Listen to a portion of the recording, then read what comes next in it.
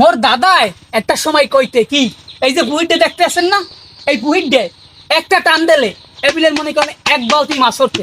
তাই মোর দাদার কথা স্মরণ করিয়া মুইও আজকে নামে যাবো কলো মাছ ধরতে। তাই একটা টান দিয়ে আমাকে দেখামু কত পরিমাণে মাছ পাই। লগে আছে কি এক লাড়ি, আর আছে বালতি, আর আছে জাল। তাই লঙ্গিটার একটু কাঁচা দিয়া লয়, কাঁচা দিয়ে জাল ছাড়া ঘুষামু। এখন জাল ছাড়া ঘুষাই গিয়া এখনই মনে করেন মারবেন খাও, এই থাকবে মনে করেন টান দিয়ে আপনাকে দেখামু অনেক পরিমাণে মাছ উঠবে। কিন্তু লাড়ি আপে লইলাম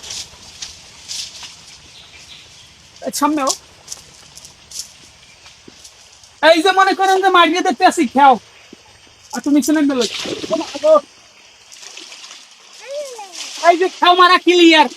খেও মারার পরে, খেও মারার পরে এই যে বইলে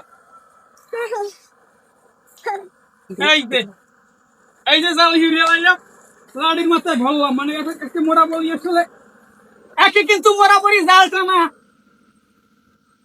জাল টানা। তাই অপেক্ষায় থাকেন, অপেক্ষায় থাকেন, কত মাছ ওড়ে কিন্তু দেখাবো।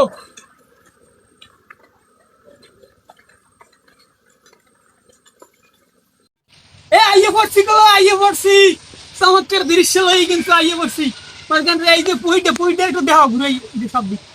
এই যে পুইটা, এই যে পুইটা, পুইটা কিন্তু ঘোরা ঘুরিয়ে কিন্তু আইয়ে পড়ছি।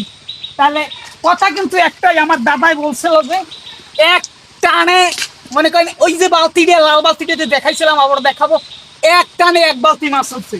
এইটা সম্ভব কিনা মনে করেন যে এইটা আজকে আপনাকে দেখাম, অপেক্ষায় থাকেন। ছেড়া ছেড়ি কিন্তু জালের ভিতরে শুরু হয়ে গেছে। ছেড়া ছেড়ি আসতে রাখ রাখ, ওদিকে আবার দেওয়াই গিয়ে পড়ছে। আরে মাহবু,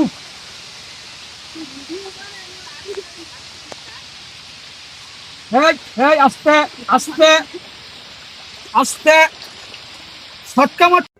ভাই আসলে কি বলবো জানেন, ওই দিনের কথা এখন মনে হয় যেন স্বপ্ন, স্বপ্নের রাজ্যে বসবাস করতেছি।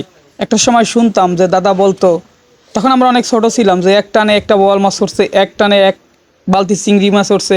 কিন্তু আসলে এইগুলো এখন আর দেখা যায় না। তো আমাদের কাছে স্বপ্ন মনে হচ্ছে, আমাদের পরবর্তী প্রজন্ম যারা আসবে তাদের কাছে এরকমটা আসলে বসবে, তারা পানি হাতে লড়াইবে আর বলবে যে মাছ আছে, এই পানিতেও মাছ ছিল। এই দেখেন কত মাছ উঠছে দেখেন। আসলে প্রথম টানে একটু সাতানাতা উঠছে, তাছাড়াও চিংড়ি আলহামদুলিল্লাহ মোটামুটি বেশ ভালোই উঠছে, একটা দেখা যাচ্ছে।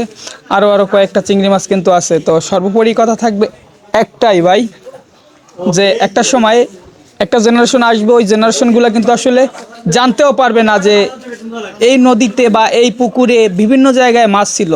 কিছুদিন আগেও আমাদের এই জালে অনেক মাছ ধরা পড়তো। তো পরবর্তী প্রজন্ম যারা আসবে এদের কাছে স্বপ্ন হয়ে থাকবে।